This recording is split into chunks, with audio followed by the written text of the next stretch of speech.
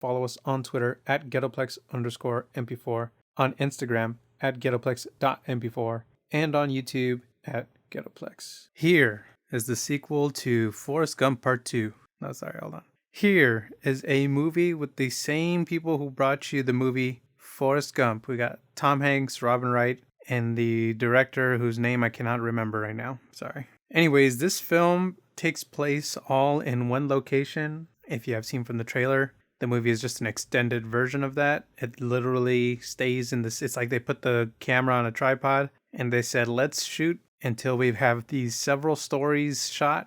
And then we'll end with the gimbal outro and we'll finally reveal what this place looks like from the other side. Now, the story is a little bit incoherent. Not that it's difficult to keep up with. There are, like I said, several different stories being played out. You know, we have historic moments from the Jurassic period, a family of Native Americans, the Colonial War, people falling in love, people dying, other events, holidays, 4th of July, Halloween, Christmas, Thanksgiving. We even have COVID. Gross.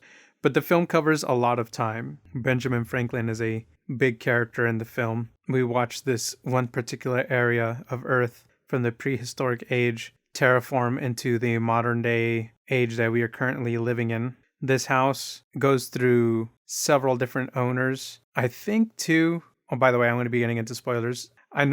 This movie is interesting, but it's not a movie I would recommend unless you don't mind falling asleep in the theater. That's another thing too. I don't know if it's just because I just got out of work. You know, I've been up since 3 a.m. So I passed out for like a good maybe 5-10 minutes of the film. And so I felt kind of bad because I don't want to fall asleep during a film, especially if I'm going to review it. But I also heard 2 other people snoring in the theater, so I actually don't feel bad about it now, which is also why I don't recommend you watching it, because it definitely put 3 of us to sleep. At least I don't snore, so there could have been other people sleeping too. I just didn't know because I couldn't hear them snoring. Anyways, not to say that the movie's bad. It's not bad. It's just not entertaining. It's an interesting film. It's just not an entertaining film.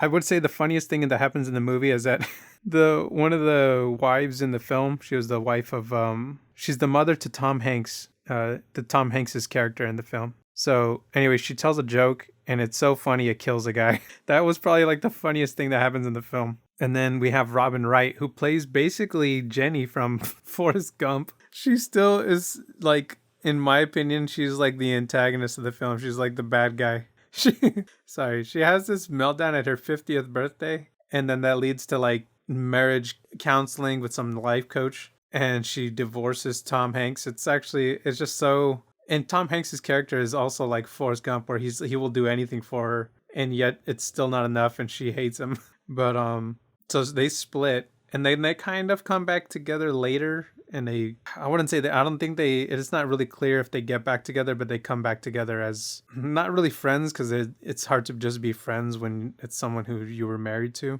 But they kind of come back together in a small way, in a very indirect way. They reunite. And she hates she goes on and on throughout the film about how she hates the house. She wants to move out. And Tom Hanks is always talking about taxes and how the taxes are killing them, which I thought was so relatable. I was like, yeah, dude, taxes. But at a certain point, he says, I'm going to sell the house. And the only thing she can say is, after all of the memories, especially you as the audience, as you're seeing these memories happen in this house with this family, obviously they have their ups and downs, but there's a lot of good memories that they share. And the only thing she can respond with is good. It's like she doesn't even give a fuck about all the memories they have, their family, their kids. And she's just like good riddance with this house. And she doesn't even live there anymore at this point. That's how much she hates the house. All these memories of her children and her family, she just is like, good, get rid of the house. She really is. Robin Wright is such a villain. It's not really too clear, the relationship between the different families over the different times. Because I think during this, I would say,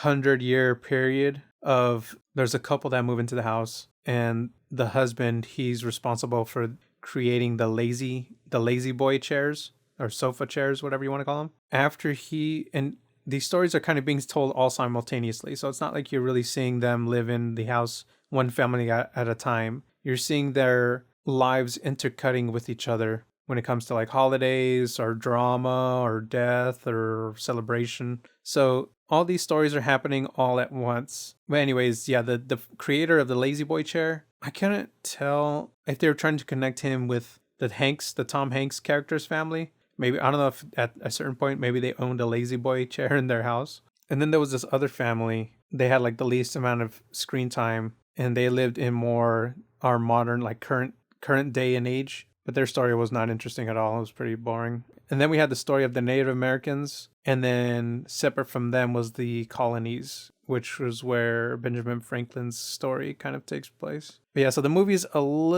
gets a little bit incoherent sometimes because it does feel like certain families, I think more so the recent family, the family from today's age, the current year, they weren't really interesting and they didn't really add anything to the story. It feels like, if anything, they could have cut all of that out and the story would have probably been better, even because it would have been a shorter runtime and there wouldn't have been this weirdly forcefully put in family. But yeah, that's Here. Like I said, it's an interesting film. It definitely has its moments, but I would not recommend watching this in theaters. Anyways, that's it for this episode. Follow us on Twitter at ghettoplex_mp4, on Instagram at ghettoplex.mp4, and on YouTube at Ghettoplex. See you guys in the next one.